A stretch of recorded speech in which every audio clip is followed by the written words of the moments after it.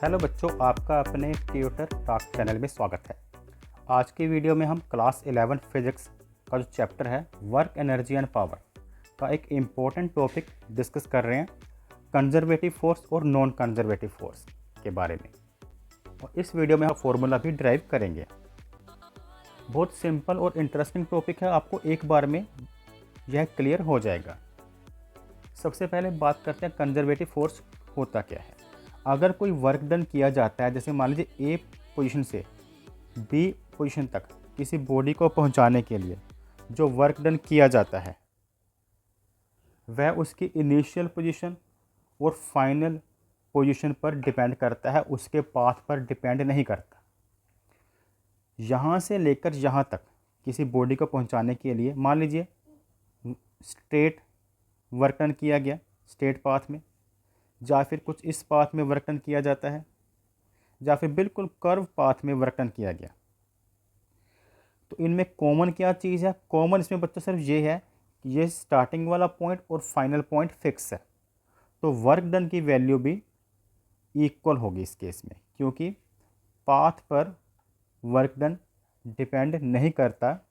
तो उसे हम कंजर्वेटिव फोर्स कहते हैं, ऐसी फोर्सेस को। अगर आप पूछें कि इसकी एग्जांपल क्या है, तो ग्रेविटेशनल फोर्स एक कंजर्वेटिव फोर्स की एग्जांपल है। तो इसकी डिफाइन हमें बताती है, एग्ज़ाम में आप कैसे लिखेंगे।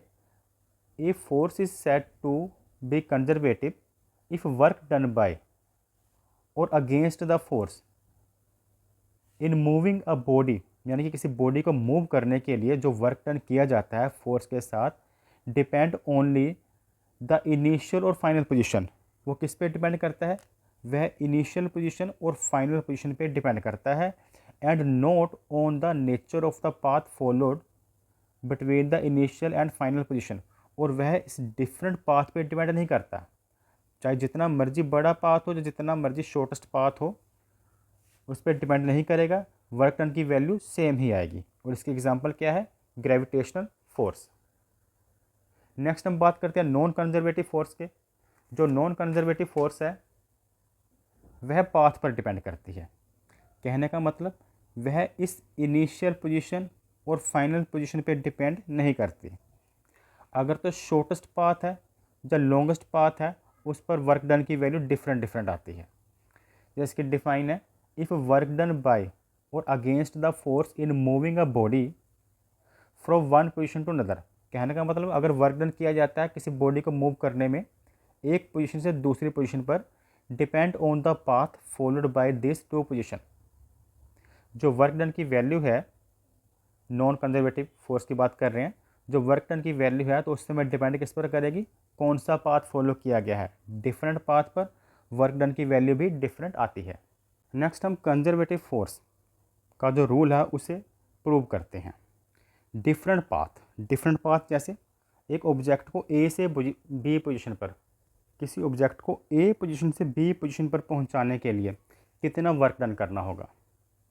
तो इस वीडियो में डिफरेंट केस डिस्कस करेंगे, सबकी वैल्यू जो फाइनल आंसर होगा वह इक्वल आएगा। ठीक, सबसे पहले हम बात कर रहे हैं वर्टिकली अपवर्ड, यानी कि स्ट्रेट अपवर्ड ऑब्जेक्ट को लेकर जाना है। तो वर्क डन का बच्चों फॉर्मूला क्या होता है?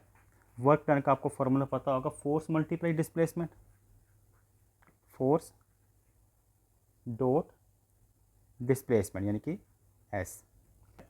जो ऑब्जेक्ट, मान लो यहाँ पर कोई ऑब्जेक्ट है ए पोजीशन पर, यहाँ पर कोई ऑब्जेक्ट है, उसको यहाँ से बी तक पोजीशन तक लेकर जाना है। तो जो ऑब्जेक्ट होगा उसका वेट, ऑपोजिट फोर्स क्या होगी? M G. ऑपोजिट फोर्स जो डाउनवर्ड एक्ट करती है किसी भी ऑब्जेक्ट की वेट के कारण, उस फोर्स को हम बोलते हैं एम जी। तो इसे अगर हमने ऊपर बी पोजीशन तक पहुंचाना है तो हमें कम से कम कितनी फोर्स अप्लाई करनी पड़ेगी? एम जी के एच हाइट तक ऊपर पहुंचाने के लिए। ठीक है, तो यहाँ पर मैं लिख लेता हूँ वर्क डन, इसे 1 मैं नेम दे लेता हूँ क्योंकि ये पहला केस का वर्क डन, ये सेकंड केस फिर थर्ड केस डिस्कस करेंगे। तो फोर्स हम एम जी लिख सकते हैं। डिस्प्लेसमेंट हाइट है, जो डिस्टेंस है ए से बी, एच है, तो यहाँ पर एच आ जाएगा। और आपको पता होगा जो डॉट प्रोडक्ट होता है, जो डॉट प्रोडक्ट होता है वो होता है, जैसे मान लीजिए ए डॉट बी का मतलब होता है ए बी कोस थीटा, वैसे ही F dot S, F vector dot X vector क्या होगा? F S cos theta. Okay, अब हमने फोर्स की वैल्यू बच्चों फिल कर दिया अपने एम जी, एस की कर दी एच। अब कोस की क्या करोगे, क्योंकि जो अप्लाइड फोर्स और डायरेक्शन सेम है तो दोनों के बीच में एंगल क्या होगा, जीरो, कोस जीरो आ जाएगा, कोस 0 डिग्री। अब कोस 0 डिग्री की वैल्यू क्या होती है, कोस 0 डिग्री की वैल्यू होती है 1, 1 को एम जी एच से मल्टीप्लाई करेंगे तो हमारा क्या आ गया, एम जी एच ही आ गया। ठीक है, तो ये जो आंसर आया है इसे आप हाईलाइट करके रखें, या इसको नेम दे लें नंबर 1। फर्स्ट केस का वर्क डन आ गया एम जी एच। अब नेक्स्ट केस करते हैं। नेक्स्ट हम बात करते हैं बच्चों स्मूथ इंक्लाइंड प्लेन की। जैसे ये ट्रायंगल है तो ऐसे स्मूथ ऑब्जेक्ट को, मान लीजिए यहाँ पर ऑब्जेक्ट मैं ड्रॉ कर देता हूँ पहले, इस ऑब्जेक्ट को यहाँ से ऊपर इस रास्ते से ऊपर लेकर जाना है। ठीक है, इंक्लाइंड प्लेन से, तब वर्क डन की वैल्यू कैसे निकालेंगी और क्या आएगी। अगर यहाँ पर ऑब्जेक्ट है तो ऑब्जेक्ट को मैं थोड़ा डॉट साइज ड्रा कर देता हूँ ताकि समझना आपके लिए ईजी रहे। ठीक है, जो ऑब्जेक्ट है उसको हमने डॉट साइज ड्रॉ कर दिया। तो बच्चों इसका जो वेट होगा वो किस डायरेक्शन में होगा, क्या उसका वेट इस डायरेक्शन में होगा, नहीं, वेट हमेशा वर्टिकल डाउनवर्ड होता है। तो वेट को एम जी से डिनोट किया जाता है। ये डाउनवर्ड वेक्टर ड्रॉ कर दिया, और ये जो इंक्लाइंड प्लेन हॉरिजॉन्टल ग्राउंड से ऊपर है, थीटा एंगल पर है। तो लॉज ऑफ मोशन में हमने बहुत सारी डेरिवेशन की थी, तो उसमें हम ऐसे कुछ वेक्टर से वेक्टर के कंपोनेंट ड्रॉ करते थे। और जहाँ पर अब बॉडी अगर इंक्लाइंड प्लेन पर हो तो जो उसका नॉर्मल रिएक्शन कहाँ होती है, नॉर्मल रिएक्शन हमेशा सरफेस के ठीक परपेंडिकुलर होती है, यानी कि इस सरफेस के ठीक परपेंडिकुलर 90 डिग्री के एंगल के साथ नॉर्मल रिएक्शन एक्ट करेगी, जिसे हम एन या फिर आर के साथ लिख सकते हैं। और बॉडी को अपवर्ड सी पोजीशन से बी पोजीशन तक पहुंचाने के लिए, बॉडी को इस पोजीशन से इस पोजीशन तक पहुंचाने के लिए हमें जो फोर्स अप्लाई करेंगे वो किस डायरेक्शन में करेंगे, इस डायरेक्शन में, और यह एक तरह से अप्लाइड फोर्स है। नेक्स्ट हम बच्चों जो एम जी, जो वेट वाला वेक्टर है, एम जी फोर्स है, इसके कंपोनेंट निकालें। तो एक तो कंपोनेंट इसका होगा जो नॉर्मल रिएक्शन के ठीक ऑपोजिट, और इस अप्लाइड फोर्स के ठीक ऑपोजिट। जो नॉर्मल रिएक्शन के ऑपोजिट डायरेक्शन में है एम जी कोस थीटा, क्योंकि जो थीटा एंगल के साथ बने वह एम जी कोस थीटा, और दूसरी डायरेक्शन में M G sine theta.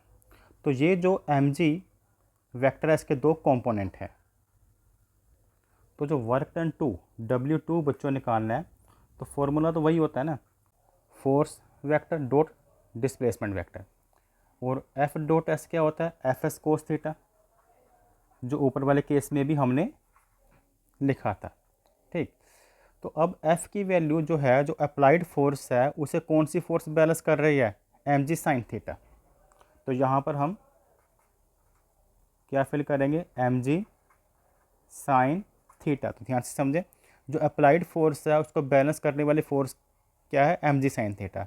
Applied force किसके इक्वल है, एम जी साइन थीटा के।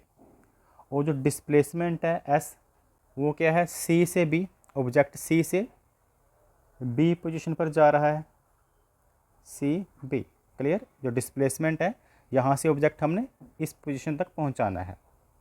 अब नेक्स्ट बच्चों आप क्या करोगे कि एम जी तो एम जी ही लिखा, और साइन थीटा किसके इक्वल होता है, साइन थीटा को परपेंडिकुलर अपॉन हाइपोटेनस भी लिखते हैं, साइन थीटा को परपेंडिकुलर अपॉन हाइपोटेनस।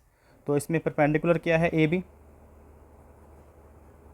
और हाइपोटेनस क्या है, हाइपोटेनस इसमें है ये सी बी, और एक सी बी बाहर भी लिखा हुआ है। तो ये सी बी और सी बी आपस में कट गया, और W2 इक्वल हो जाएगा एम जी ए बी। अब ए बी की वैल्यू क्या है, एच। तो ध्यान से देखें, ये हमारा आंसर मैच कर गया, सेकंड केस का भी आ गया एम जी एच। अब नेक्स्ट थर्ड केस डिस्कस करते हैं, ओवर ए स्टेयर केस। तो ये स्टेयर केस है, तो यहाँ पर ध्यान से समझें, जो स्टेयर केस में ये जो हाइट है वो सभी इक्वल है, इसे हमने एच डैश माना है, जितनी ये एच डैश है उतनी ये H dash, H dash, H dash और सो ऑन। और सभी एच डैश का टोटल क्या होगा, एच।